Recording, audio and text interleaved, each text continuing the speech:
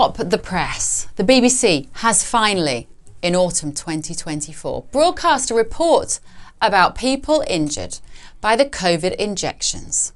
Amazing. Thought it would never come. Well, some people have greeted this as a significant shift in the mainstream media narrative about that virus and those injectables. I don't know about you, but I think this pair look a little uncomfortable here, and so they should. An important health story for you this morning, because the Oxford AstraZeneca vaccine was seen as one of the great successes of the COVID pandemic, credited with saving over 6 million lives just in the first year. But in rare cases, it was also responsible for serious side effects like blood clots in the brain, which in some cases were fatal. Forgive me for not applauding this apparently brave and moving account of the vaccine injured. BBC, you are 3 years too late. And you're still throwing around numbers like 6 million lives saved in the first year from the injections without any evidence whatsoever for such a bizarre claim for a disease with an average age of death of 82. This upsetting and frankly infuriating film went on to tell the story of Jane Wrigley. Jane Wrigley used to be a runner. Now she can barely walk. Before I had the vaccine, I was a very independent, active woman doing half marathons, and now I have no independence. I can't even shower myself, can I? No. Jane suffered a blood clot in her brain 2 weeks after her first dose of the AstraZeneca vaccine in March 2021 and required emergency surgery.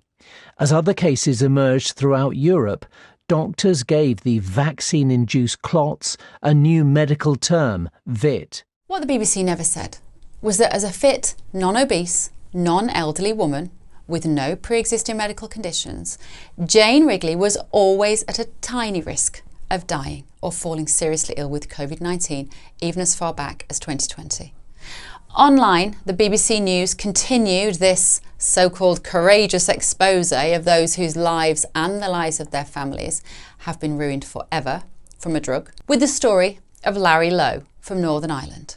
Larry was just 54 years old. He was the epitome of health, a fitness enthusiast, running 10 kilometres most days. But now, he tells the BBC, within days of receiving the Pfizer booster, he lost all the feeling on the right side of his face. This morphed into pain, which spread throughout his whole body. Again, did the BBC ever, in 2020-21, tell Larry and the millions of others watching TV, scared at home during lockdowns, whilst they were terrified and coerced, did they ever tell them about their genuine statistical risk of dying from that particular coronavirus? No. Instead, they rolled out media medics without checking whether they had a conflict of interest from ties to drug companies and nodded sagely, whilst, in my opinion, these corrupt TV doctors urged millions of adults and children to line up, roll up your sleeves and take an injection. Maybe nobody at the BBC ever bothered to listen to other medics on social media who were trying desperately, they were despairing at the long and short-term risks of these drugs, which quite clearly in some people did not remain solely in the injection site.